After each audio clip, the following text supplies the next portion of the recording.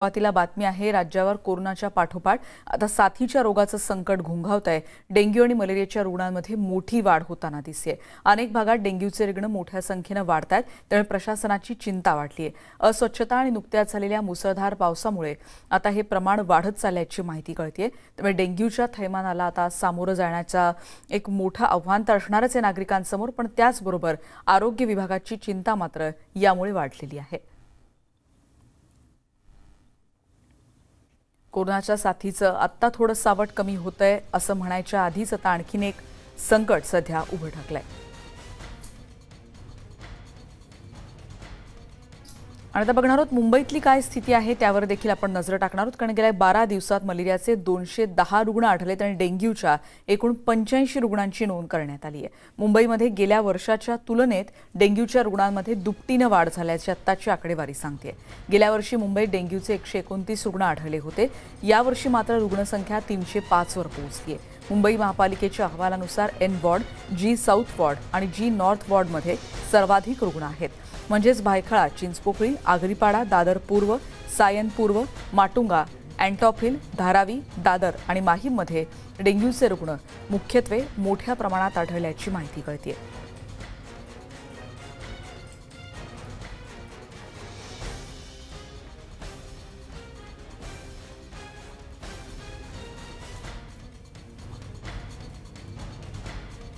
तर 12 दिवसात आपण बघतोय इतक्या मोठ्या प्रमाणात रुग्णसंख्येत वाढ होते। एकूण 85 रुग्णांची नोंद गेल्या 12 दिवसातली ही आकडेवारी आपण बघतोय मुंबईतली।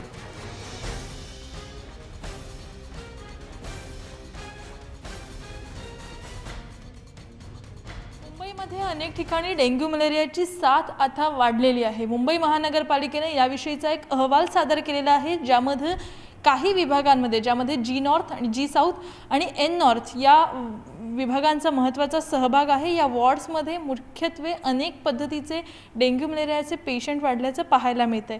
याचविषयी बोलण्यासाठी केएमसी डॉक्टर मिलिंद नारकर जी आपल्यासोबत आहेत।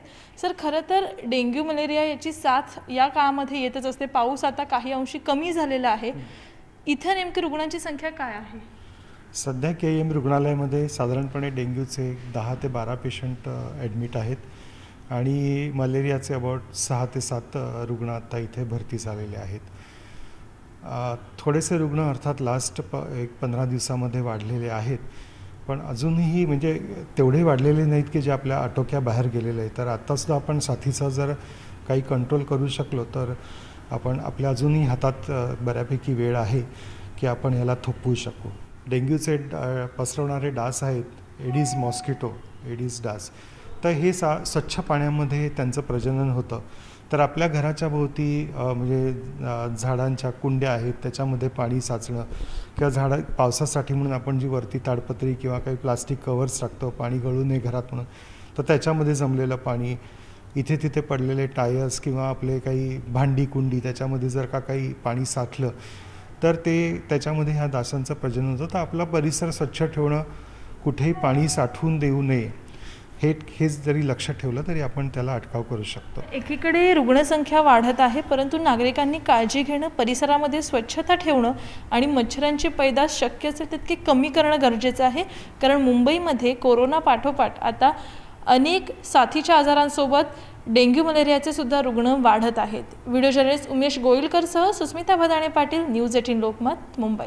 आणि थेट जाऊयात सुस्मिता, आमच्या प्रतिनिधी आता आपल्या सोबत आहेत। सुस्मिता, आता आपण बघितलं केएमच्या डॉक्टरांनी काय सांगितलं, पण या व्यतिरिक्त पालिकेकडून कशा रीतीनं हे एक संकट आहे ज्याच्यावर आपण म्हणू शकतो की मध्येच फवारणी देखील केली होती आणि त्या संदर्भातली स्टोरी देखील आता आपण बघितली होती। आता महापालिकेनं कशा रीतीनं कंबर कसलेली दिसतेय? खरं तर डेंग्यू मलेरियाचे रुग्ण हे वाढायला लागलेले आहेत। गेल्या 15 दिवसामध्ये उच्चांक संख्या याची पाहायला मिळालेली आहे। मलेरियाचे साधारणपणे 210 रुग्ण आढळलेले आहेत, तर डेंग्यूचे 85 रुग्ण पालिकेच्या विविध वॉर्ड्समध्ये पाहायला मिळालेले आहेत। खरं तर ज्या पद्धतीने ही रुग्णांची वाढ झालेली आहे त्यानुसार अनेक ठिकाणी निर्जंतुकीकरण करणं किंवा मच्छरांची पैदास कमी व्हावी यासाठी फवारणी करण्यात येते आणि बीएमसीच्या ज्या अहवालामध्ये स्पष्ट करण्यात आलं की साधारणपणे 4,46,000हून अधिक घरांच्या अवतीभवती आम्ही फवारणी केली आहे। तिथे डिसइन्फेक्ट केलेला आहे, मच्छरांची पैदास होऊ नये म्हणून धुराचा फवारा केलेला आहे।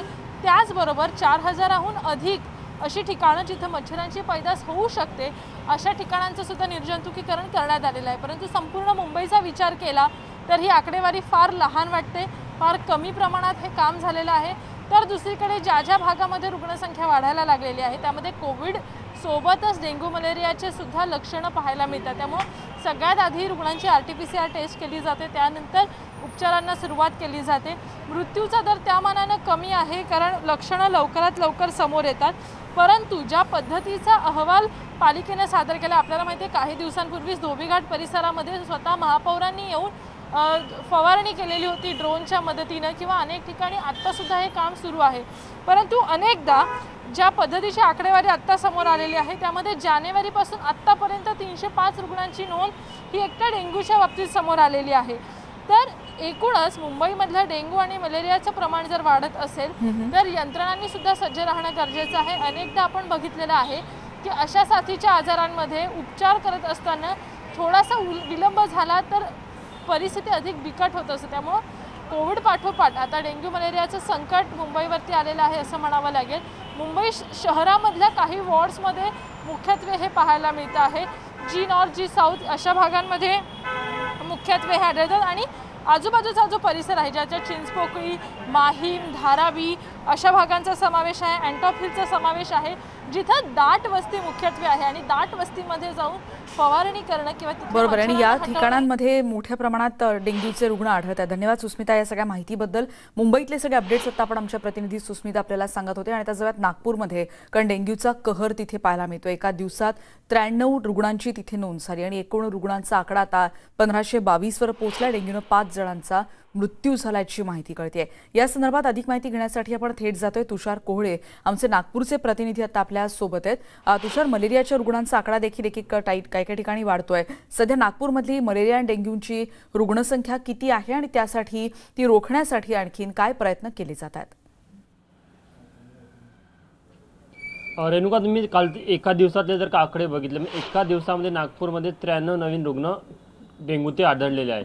म्हणजे एकंदरीतच ज्या प्रकारे नागपूर महानगरपालिका दावा करते की त्यांच्याकडनं सातत्याने उपाययोजना सुरू आहे, सातत्याने वेगवेगळ्या भागामध्ये फवारणी सुरू आहे, मात्र जे आकडे सांगतात ते अत्यंत धक्कादायक। आतापर्यंत नागपूरमध्ये साधारण 1522 लोकांना डेंग्यूची लागण झालेली आहे, यामध्ये 5 लोकांचा मृत्यू झालेला आहे। महत्त्वाचा गोष्ट म्हणजे यामध्ये जाताना 70% रुग्ण हे जे छोटे मुलं आहेत 15 वर्षाखालचे ते आढळतात। आणि नागपूरमध्ये जर का बघायचं झालं तर नागपूर शहराच्या बॉर्डरला जो निमशहरी भाग आहे जिथे नागरी सुविधांचा अभाव आहे, जिकडे मोठ्या प्रमाणावर पावसाचं पाणी साचून राहतं, इतकंच नाही तर अनेक लोकांच्या घरी महानगरपालिकेकडनं जे जनजागृती मोहीम आहे ती त्यांच्यापर्यंत पोहोचत नाही, महानगरपालिकेची यंत्रणा त्यांच्यापर्यंत पोहोचत नाही, अशा भागामध्ये शक्यतो मोठ्या प्रमाणामध्ये डेंग्यूचा कहर पाहायला मिळतात। म्हणजे तुम्ही आकडे बघा, म्हणजे काल साधारण नागपूर शहरामध्ये एका दिवसाला 8484 घराची तपासणी केली, त्यामध्ये जवळपास 302 घरांमध्ये डेंग्यूच्या अळ्या सापडल्या।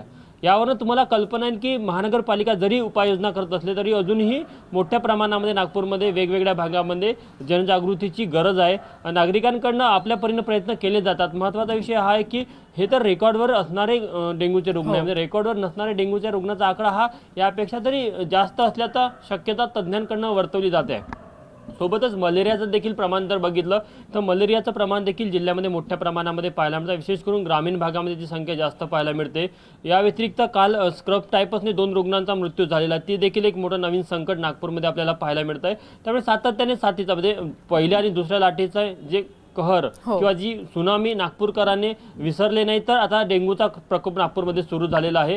प्रशासनाकडून वेगवेगळे दावे जरी केले गेले असले तरी मात्र प्रशासन हतबल झाल्याचं पाहायला मिळतंय, कारण की हे आकडे सांगतात म्हणजे एका दिवसामध्ये 93 रुग्ण निघणं ही काही छोटी गोष्ट नाही आहे। 93 रुग्ण हा खूप मोठा आकडा होतो, त्यामुळे प्रशासनाचं हे सर्व अपयश आहे। आणि याचं प्रमुख कारण जे आपल्याला पाहायला मिळतं की कोविडमध्ये जे आरोग्य यंत्रणा होती, म्हणजे आरोग्य यंत्रणेचं जे पूर्ण फोकस आहे ते कोविडच्या उपाययोजनेवर होतं। त्यामुळे पावसाळ्याच्या आधी ज्या काही उपाययोजना कराव्या लागतात किंवा साथरोग संदर्भात ज्या काही उपाययोजना कराव्या लागतात त्याकडे प्रशासनाचं पूर्ण दुर्लक्ष झालं, विशेष करून आरोग्य विभागाचं हे दुर्लक्ष झालं होतं।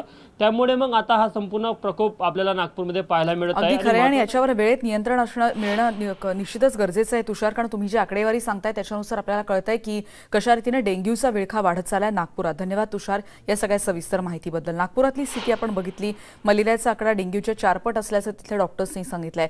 मुंबई आणि नागपूर नंतर आता जाऊयात परभणीमध्ये, कारण शहरासह जिल्ह्यात डेंग्यू आणि मलेरियाच्या आजारांना थैमान घातलेलं आहे। आतापर्यंत जिल्ह्यात 700हून अधिक संशयित रुग्ण आढळलेत। कोरोना पाठोपाठ या नवीन समस्येला नागरिकांना सामोरं जावं लागतंय। बदलतं हवामान आणि डासांची वाढती संख्या हे प्रमुख कारण असलं तरी नागरिकांनी अधिक काळजी घ्यावी असं आवाहन प्रशासनानं केलेलं आहे। 2 महिन्यांमध्ये खासगी व शासकीय रुग्णालयामध्ये तापीचे रुग्णाची वाढ आढळून आलेली आहे। त्या अनुषंगाने प्रशासनाने जवळपास 754 डेंग्यूसाठीचे रक्तनमुने तपासायला घेतलेले होते। त्यापैकी फक्त 3 पॉझिटिव्ह आलेले आहेत आणि एकाचाही मृत्यू झालेला नाही। त्याच्यामुळे नागरिकांनी घाबरून जायची गरज नाही। त्यांनी स्वतःचा डासापासून बचाव करण्यासाठी मच्छरदाणीचा वापर, संध्याकाळी 5 ते 7 मध्ये खिडक्या बंद करणे व डास पळून लावणारे जे काही साधनं आहेत त्यांचा वापर करणं अत्यंत आवश्यक आहे। प्रशासनामार्फत वेगवेगळ्या गावांमध्ये जिथं डासांची उत्पत्ती वाढलेली आहे तिथे धूर फवारणी व डास अळीनाशक औषधाचा वापर चालू आहे। या संदर्भात आपण अधिक बोलणार आहोत। आमचे प्रतिनिधी विशाल माने सध्या आपल्या सोबत आहेत परभणीहून। विशाल, मुंबई आणि नागपुरातली स्थिती आपण बघितली, परभणीतली सध्याची काय स्थिती आहे? परभणीमध्ये कोरोना रुग्णांची संख्या जवळपास 55,000 पेक्षा अधिक झाली होती। त्यानंतर प्रशासनाने जे उपाययोजना केल्या, लसीकरण झालं, त्यानंतर कोरोनाची रुग्णसंख्या ही नियंत्रणामध्ये आली। परंतु हे होत असताना पावसाळ्याच्या मध्यावरच वेगवेगळ्या साथीच्या आजारांना जिल्ह्यामध्ये अक्षरशः थैमान मांडला आहे असं दिसून येते। कारण आतापर्यंत जिल्ह्यामध्ये जवळपास 754 डेंग्यूचे संशयित रुग्ण आढळून आले होते। त्यामध्ये 3 रुग्ण कन्फर्म झाले। मृत्यू जरी झाला नसला तरी व्हायरल फीवर आणि डेंग्यूचा संशयित रुग्णांची संख्या दिवसेंदिवस वाढत आहे। यामध्ये रोजच्या रोज भर पडत आहे। तर चिकनगुनियाच्या 15 संशयित रुग्ण परभणी जिल्ह्यामध्ये आढळून आले आहेत। हे होत असताना गॅस्ट्रोची रुग्णांची संख्या जर बघितली तर ती जवळपास 836 वर पोहोचलेली आहे। पावसाळ्यामध्ये जे साथ रोग येतात या साथीच्या आजारांचं जिल्ह्यामध्ये मोठ्या प्रमाणात फैलाव झाला असं दिसून येत आहे। विशेष करून ग्रामीण भागामध्ये याचे रुग्ण अधिक प्रमाणात आढळत आहेत। ग्रामीण भागामध्ये साधा ताप, सर्दी, खोकला, व्हायरल फीवर याचं प्रमाणही मोठ्या संख्येने वाढले। यामुळे जिल्हा आरोग्य प्रशासनानं याविषयी उपाययोजनांना सुरुवात केली असली तरी त्या उपाययोजना पूर्ण पडतील का अशी शंका व्यक्त केली जाते।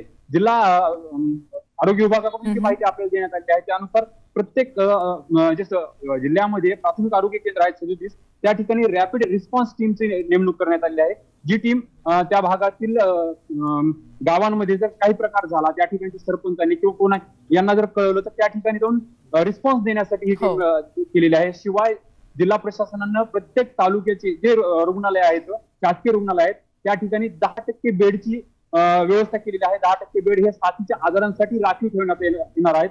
परंतु स्थानिक स्वराज्य संस्था ज्या आहेत त्या स्वच्छतेकडे कुठेतरी दुर्लक्ष करतात, धूर फवारणीकडे कुठेतरी दुर्लक्ष करतात आणि त्यामुळे डासांची संख्या वाढते। काही ठिकाणी पिण्याचं पाणी जे आहे ते अशुद्ध येते आणि त्यामुळे गॅस्ट्रोच्या रुग्णांची संख्या ही वाढते असं एकूण चित्र आहे। यामुळे जिल्हा प्रशासनानं साथ रोग आल्यानंतर किंवा रुग्ण वाढल्यानंतर ज्या उपाययोजना करायच्या त्या अगोदर संबंधित स्थानिक स्वराज्य संस्थांना जर तसे निर्देश दिले त्यानुसार बरोबर तर निश्चितच ही संख्या आटोक्यात येऊ शकेल। धन्यवाद विशाल या सगळ्या सविस्तर माहितीबद्दल। परभणीतली स्थिती सांगत होते आमचे प्रतिनिधी विशाल माने। डेंग्यूची स्थिती या 3 शहरातली आपण बघितली आणि नंतर एक ब्रेक घेऊन इतरही बातम्यांचा पुन्हा भेटणार आहोत। पहा फक्त न्यूज 18 लोकमत।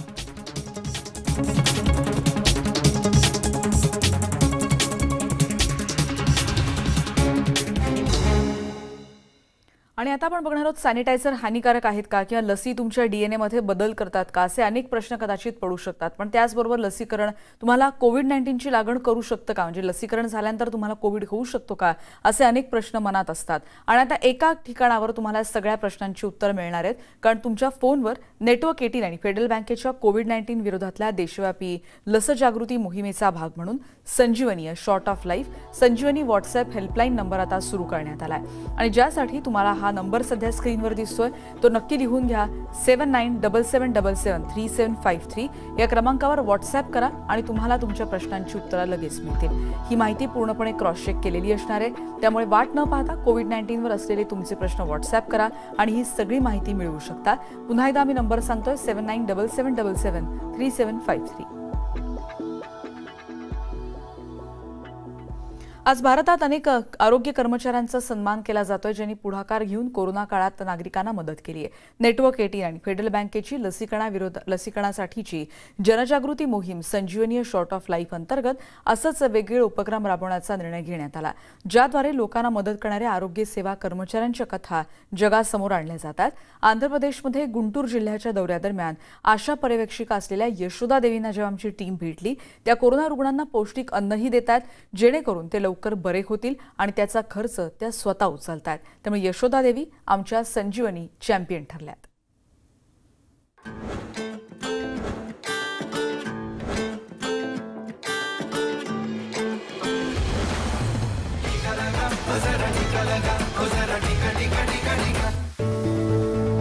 ज्या महिला गर्भवती आहेत आणि नुकत्याच माता बनल्या आहेत त्यांना कार्लापालम गावातील शाळेत लस दिली जाते.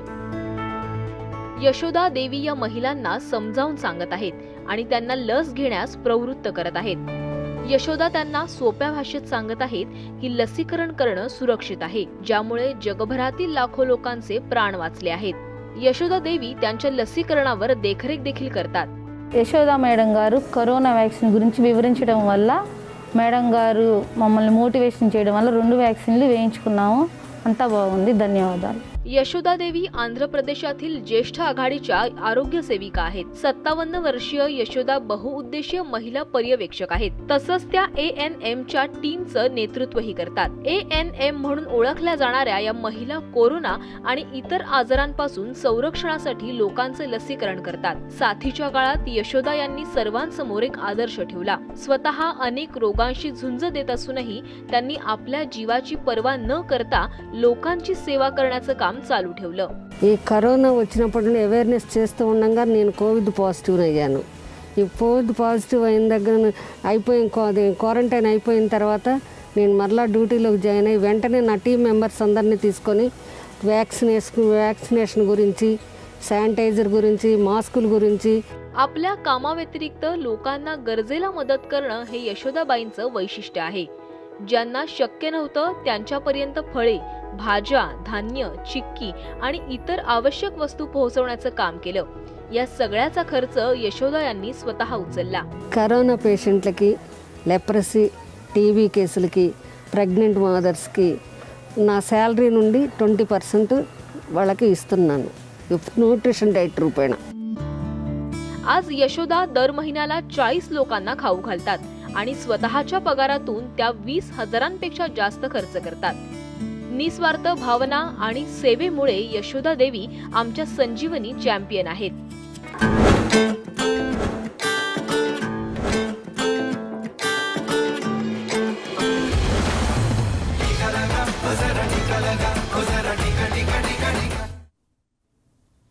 आणि